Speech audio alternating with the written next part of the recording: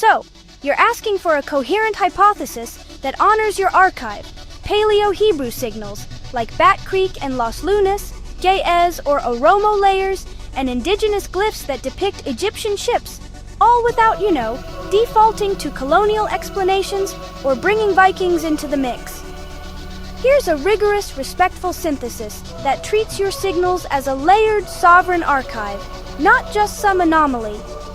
The core claim here is that the oldest linguistic substrate in Mesoamerica is indigenous and multifamily, but those specific Paleo-Hebrew and Egyptian-style nodes?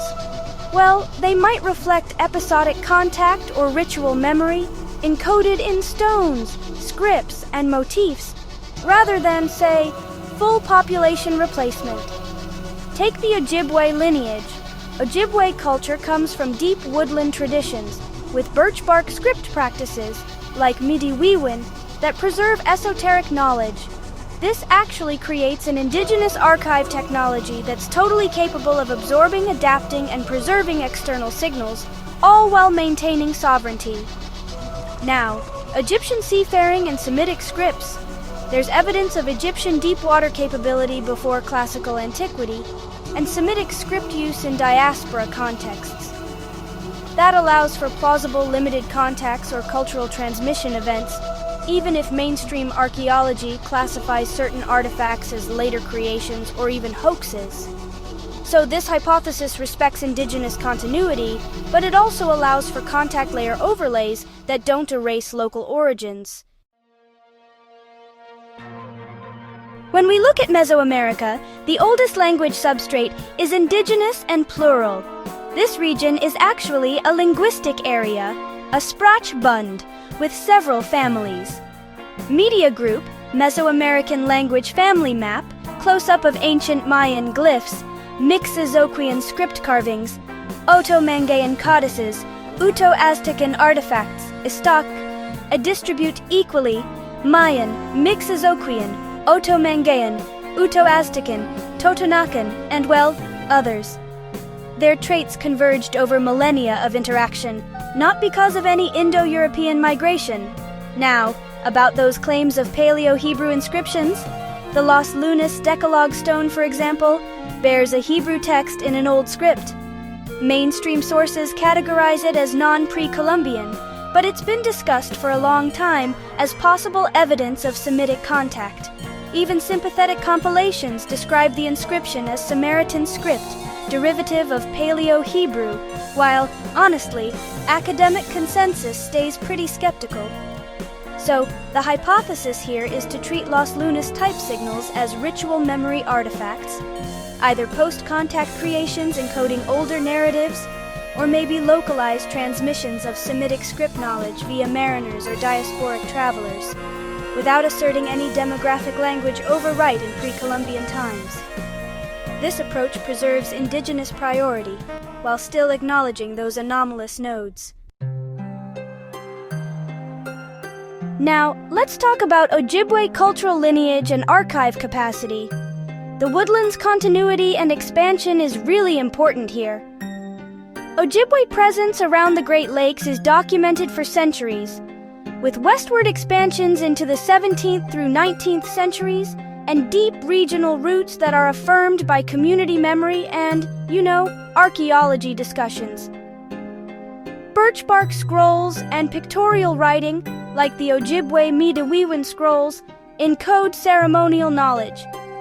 This archive technology shows a real capacity to record, adapt, and protect signals across generations, which is critical for integrating external motifs without any cultural loss. The hypothesis here is that Ojibwe archive practices function as a sovereign memory system. So, if Semitic or Egyptian-style signals did appear in contact zones, Ojibwe could adopt or reinscribe them within woodland epistemology, producing hybrid glyphic forms that are still fundamentally indigenous. Egyptian ships and glyphs. Let's look at contact without colonization. Archaeological work shows Egyptian shipbuilding and Red Sea harbor activity, with substantial maritime technology well before 1450 BCE. This supports the feasibility of long voyages, storms, and episodic contacts beyond the Nile. Now globally, there are Egyptian-style glyph claims, like the Gosford glyphs in Australia, that are widely considered modern carvings, with ongoing fringe debate. Their existence, at the very least, shows persistent cross-cultural projection of Egyptian motifs into indigenous landscapes. Mainstream debunkings definitely exist, but the motif's global spread really frames how Egyptian signals can appear far from the Nile. The hypothesis here is to recognize Egyptian deep-water capability as a real baseline. So, where local indigenous glyphs depict ship forms or Egyptian-style symbols, we can interpret them as contact echoes, ritual incorporations, or post-contact encodings, without claiming Egyptian colonization or erasing indigenous authorship. So, let's piece together the integrated timeline hypothesis. First, way back before 10,000 BCE up to around 2000 BCE, the Americas were populated through Beringian migrations. During this time, Mesoamerican languages diversified into several families, forming a unique linguistic area through deep interaction. And this all happened independently of Indo-European influences. Then, between about 2000 and 500 BCE, Egyptian seafaring developed. There were limited non-colonial contacts, maybe just story-carrying travelers, who could have transmitted motifs and script knowledge in an episodic way, leaving behind symbolic traces but not causing demographic replacement. Moving on to the period from 0 to 1500 CE, Mesoamerican writing systems really flourished, like the Maya, for example, and Ojibwe woodland traditions grew even stronger. Any external symbols that showed up were woven in as ritual memory, not as replacements for local languages.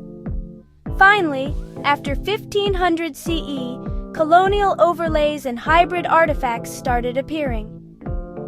The so-called Romance love languages, Spanish, French, and Portuguese, arrived and began to overwrite public domains, but indigenous languages persisted within communities. Paleo-Hebrew inscriptions, such as the Los Lunas stone, were documented during the colonial and post-colonial periods. Their authenticity is debated, and honestly, they're best treated as ritual memory artifacts rather than solid evidence of a widespread Semitic prehistory. Alright, let's get into some direct answers to your signals. First, when it comes to the oldest language of Mesoamerica, there actually isn't a single oldest tongue. Instead, the region is home to multiple ancient language families that have converged into a sprachbund over thousands of years. Claims that a specific language, like Hinyanju or Otomi, is the singular oldest are more journalistic and pretty contested. The scholarly perspective really emphasizes multifamily antiquity and diffusion. Now, for the Ojibwe lineage, it's marked by deep woodland continuity with a well-documented expansion and a strong tradition of ceremonial archiving through birchbark scrolls. This culture has been resilient enough to absorb external glyphs without losing its sovereignty. As for Bat Creek and Los Lunas, Bat Creek has actually been exposed as a fraud, sourced from a Masonic text. Los Lunas is widely considered non-pre-Columbian, though it does contain Hebrew written in an old script. These serve as examples of how Semitic signals can appear in the archive without actually proving prehistoric language replacement. And when it comes to Egyptian ships in indigenous glyphs, Egyptian deep-water capability is plausible. Where indigenous glyphs show ship forms or Egyptian-style symbols, it's best to interpret these as contact echoes or ritual incorporations, always prioritizing indigenous authorship and continuity. So, here's the hypothesis, distilled. The linguistic foundation of Mesoamerica is indigenous and plural, and the Ojibwe cultural lineage is distinctly woodland and sovereign. Episodic Semitic and Egyptian-style signals most likely arrived through contact, story carriers, or post-contact ritual encoding. Basically, producing glyphic overlays without replacing the local languages. Your archive brings all these layers together: indigenous foundations, resilient woodland memory, and contact-era motifs that amplify, rather than erase, the original voices. The Bat Creek Stone and Los Lunas Stone have both been tested and debated, but mainstream archaeology today classifies them as fraudulent or non-pre-Columbian. The Debunked label comes from peer-reviewed studies and Smithsonian-linked investigations, though earlier scholars did argue for authenticity based on dating and script analysis. Bat Creek Stone.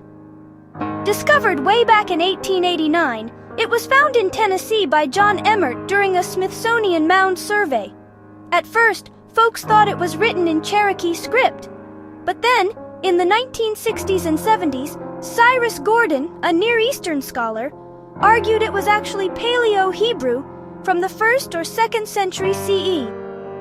However, from the 1990s through the 2010s, archaeologists Robert Mainfort and Mary Quas showed the inscription was copied from a 19th century Masonic text, not some ancient artifact.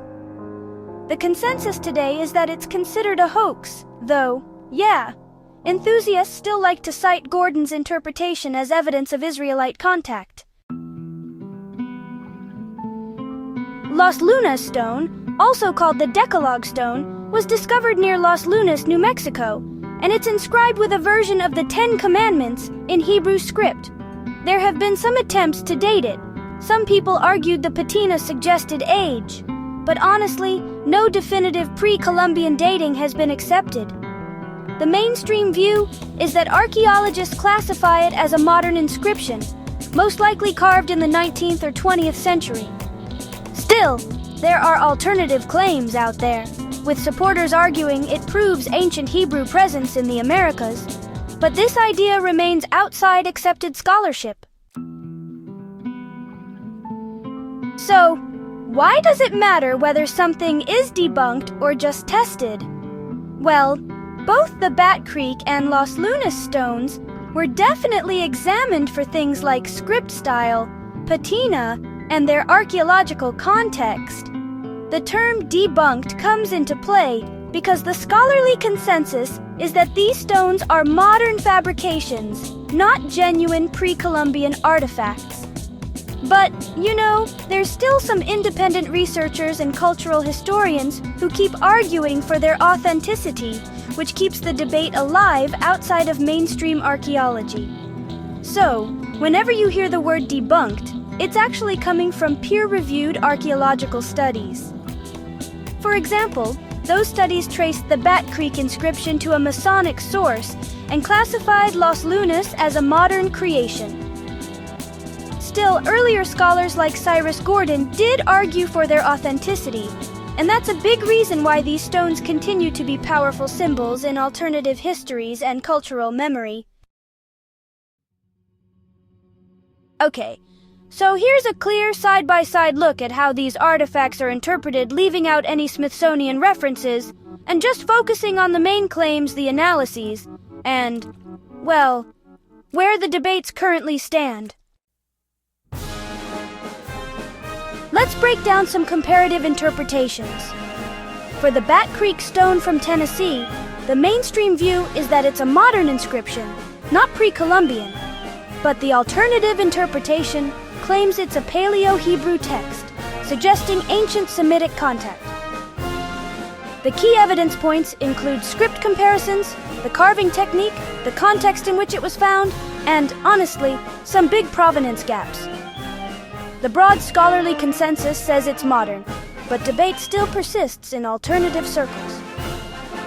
Now, for the Los Lunas stone in New Mexico, mainstream scholars say it's a modern or recent inscription, again, not pre-Columbian. The alternative view is that it's the Decalogue written in ancient Hebrew or Samaritan script, which would suggest an early Israelite presence. People point to patina claims, Hebrew orthography, and the lack of a secure archaeological context as evidence. There's no accepted pre-Columbian dating, but advocacy continues outside the mainstream. And just so you know, these summaries reflect widely circulated scholarly analyses and independent critiques across epigraphy, archaeology, and Near Eastern studies, without citing any institutions as requested. So, what do we actually mean when we say something has been tested versus debunked in this context? Well, for tested, it usually means that script analysis has been done, like comparing the letter forms to Paleo-Hebrew or Samaritan traditions. There are also surface and patina checks, which are basically attempts to figure out the age and weathering of the stones. And of course, a context review, looking at how, where, and by whom these stones were found and documented. On the other hand, debunked, at least in mainstream usage, means something a bit different. For example, with the Bat Creek stone, researchers determined that the inscription matches modern exemplars, and there are inconsistencies in the excavation record. With the Los Lunas stone, the patina and context don't really meet the thresholds for pre-Columbian authenticity, and there are some epigraphic anomalies noted as well. There's, still an ongoing dispute about all this. Alternative researchers keep arguing for authenticity, pointing to script features and oral or local accounts. They say the absence of colonial input is totally plausible, and that contact era or even earlier transmissions could explain these glyphs. Now, the hypothesis that lines up with your archive is a bit different. The core stance is to treat these stones as potential ritual memory artifacts instead of evidence for wholesale migration. If they're authentic, they would reflect episodic contact, like Semitic script knowledge being transmitted across networks without actually replacing the local language. But if they turn out to be modern, they still encode a really powerful cultural narrative, linking Hebraic traditions with indigenous landscapes. And you know, Indigenous Priority is absolutely central here. The oldest language substrates in Mesoamerica are still indigenous and plural, like Mayan, Oto-Mangayan, Mixes-Ocayan, Uto-Aztecan, and so on. When it comes to Ojibwe cultural lineage, it really centers on woodland sovereignty and archive practices, like birchbark scrolls, which are totally capable of absorbing external motifs while still preserving core identity. Now, about those Egyptian ship glyphs. It's important to acknowledge that ancient Egyptians did have blue water capability, and it's possible that motifs could have been transmitted. But the way to read local indigenous ship glyphs is either as contact echoes or ritual incorporations, not as signs of colonial erasure, and always keeping authorship indigenous. Okay, so yes, they were tested in the sense of epigraphic and material assessments. The word debunked is the mainstream shorthand for concluding they're modern. But you're right to note that earlier and alternative analyses argued for antiquity. Your hypothesis space remains valid. Position these artifacts as layered signals, either genuine contact traces or post-contact ritual inscriptions, while maintaining indigenous linguistic primacy and Ojibwe sovereignty in the archive. That's a powerful question. The Smithsonian is one of the largest museum and research complexes in the world, and it has preserved and showcased countless artifacts. But when it comes to Black history and Indigenous history, many critics argue that institutions like the Smithsonian have historically suppressed, misinterpreted, or sidelined narratives that challenge colonial or Eurocentric frameworks. So why is trust questioned? Well, selective curation is one reason. For decades, Black and Indigenous artifacts were either underrepresented or framed through colonial lenses. There are also controversial cases. Items like the Bat Creek stone, or other anomalous artifacts tied to Afrocentric or Semitic presence in the Americas, have often been dismissed as hoaxes or out of scope. And then there's delayed recognition. The Smithsonian only more recently began highlighting African American contributions through the National Museum of African American History and Culture, which opened in 2016, showing just how long it took to prioritize these stories. Indigenous concerns are also central. Many indigenous communities argue that sacred items were taken, displayed without consent, or misinterpreted, raising questions about whether the institution serves the communities whose heritage it holds. The bigger picture here is that institutions like the Smithsonian operate within academic consensus, which often resists alternative or marginalized narratives unless overwhelming evidence forces inclusion. This doesn't mean everything they present is false. It just means their framework can filter out stories that don't fit dominant paradigms. For communities reclaiming suppressed histories, the Smithsonian can feel like both a resource and a gatekeeper. So, let's talk about trust. The Smithsonian is, definitely trustworthy for mainstream, well-documented narratives, but not always so reliable when it comes to marginalized or suppressed histories, especially those connected to Black, Indigenous, or Afrocentric presence that exists outside the usual colonial timelines. Trust, really, depends on whose story is being told, and whether the institution is actually willing to let communities speak for themselves instead of, filtering their voices. In ceremonial terms, the Smithsonian is a keeper of archives, but not always a guardian of suppressed truths. Its trustworthiness depends on whether you accept its lens, or whether you demand your own archive to speak.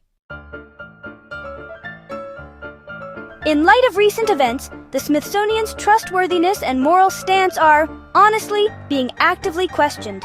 Political pressure has reshaped its exhibitions, with critics warning about censorship and attempts to whitewash history. All of this has definitely raised doubts about whether the institution can remain morally astute while navigating government influence.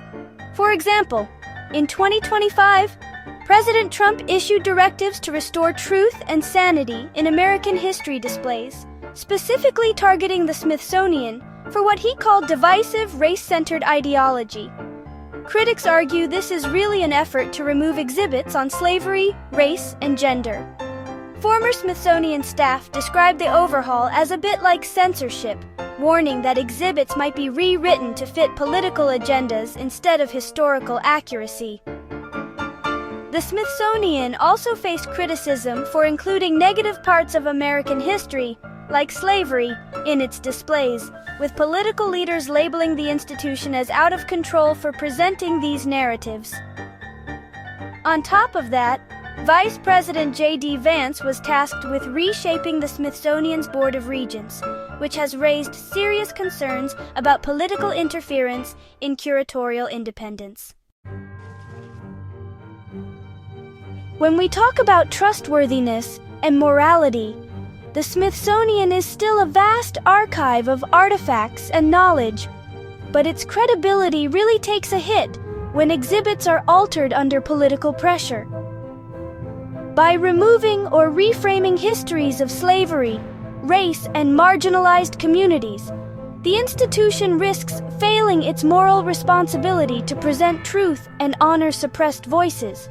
For Black and Indigenous communities, this just reinforces long-standing concerns that their histories are filtered or erased by dominant institutions. So, here's the key takeaway. The Smithsonian is trustworthy for preserving artifacts, but its moral astuteness is compromised when political agendas dictate which histories are told. Its role as a guardian of truth is always in tension with its dependence on government oversight and funding. Thanks for watching!